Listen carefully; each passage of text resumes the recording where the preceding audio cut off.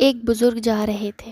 بزرگوں کا یہی حال ہوتا ہے کہ لباس کی کچھ زیادہ خبر نہیں ہوتی، بس جیسا مل گیا پہن لیا، کبھی شاہانہ لباس، کبھی پھٹے پرانے کپڑے۔ وہ بزرگ پھٹے پرانے کپڑوں میں چلے جا رہے تھے۔ ایک شہر سامنے آیا تو سارے شہروں کے دروازے بند۔ اب ہزاروں گاڑیاں اندر جانے والی وہ باہر رکی ہوئی ہیں، اور اندر کی اندر تجارت اور کاروبار بھی سب بند۔ انہوں نے لوگوں سے پوچھا کہ بھئی یہ دروازہ کیوں بند ہو گئے؟ لوگوں نے کہا کہ اس شہر کا بادشاہ، اس کا بازو کھو گیا ہے۔ باز ایک پرندہ ہوتا ہے جس سے چڑیوں کا شکار کرتے ہیں، وہ کھو گیا ہے۔ تو بادشاہ نے کہا چونکہ باز کھو گیا، شہر کے دروازے بند کر دو اور اسے کہیں سے پکڑ لاؤ۔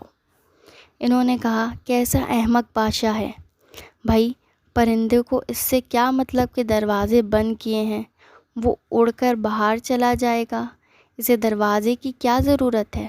ایسا احمق آدمی ہے۔ پرندے کو اگر پکڑنا تھا تو شہر پر جال لگا دیتا کہ اوپر سے اڑ کے نہ نکلے۔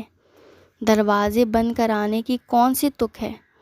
اور اس بزرگ نے کہا یا اللہ، یہ تیری عجیب قدرت ہے کہ اس گندے تراش کو تو نے بادشاہ بنا دیا، جس کو یہ بھی تمیز نہیں کہ باز کو روکنے کے لیے جال ڈالنا چاہیے یا شہر کے دروازے بند کرانے چاہیے، اور مجھ جیسے عالم فاضل کو بھیک منگا بنا رکھا ہے جو جوتیاں چٹکانے پھر رہا ہے، کوئی پوچھتا نہیں۔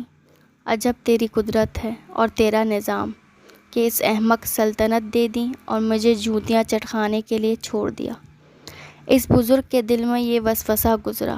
اللہ تعالیٰ کی طرف سے الہام ہوا کہ کیا تم اس کے لیے تیار ہو کہ تمہارے دل کی ایمان کی دولت اس بادشاہ کو دے دیں اور اس کی سلطنت تمہیں دے دی؟ تھرا گئے، عرض کیا نہیں یا اللہ، میں ایمان نہیں دینا چاہتا۔ فرمایا اتنی بڑی دولت دے دی پھر بھی بے وقوف اپنی کو بھیک منگا سمجھ رہا ہے؟ یہ دولت ظاہری جس کے پاس ہے وہ کل ختم ہوگی، جس کے پاس ایمان ہے وہ دولت ہے جو ابد اعلیٰ تک رہے گی اور ہمیشہ چلتی رہے گی۔ جو تجھے ابدی دولت دی اور اسے عارضی دولت دی، تو نے اس کی قدر نہ کی۔ پھر توبہ کی اور کہا یا اللہ، مجھ سے غلطی ہو گئی، مجھے معاف کر۔ واقعی تو نے مجھے دولت مند بنا دیا۔ جس کے پاس ایمان کی دولت ہے، اس سے بڑھ کر کون سی دولت مندی ہو سکتی ہے؟ یہ دولت آگے تک جانے والی ہے۔ مسلمانوں کو اگر مادی دولت ملے تو شکر ادا کرنا چاہیے کہ ایمان کی دولت الگ دی اور دنیا کی دولت بھی الگ۔ شکریہ سب کو، اللہ تعالیٰ جزائے خیر دے۔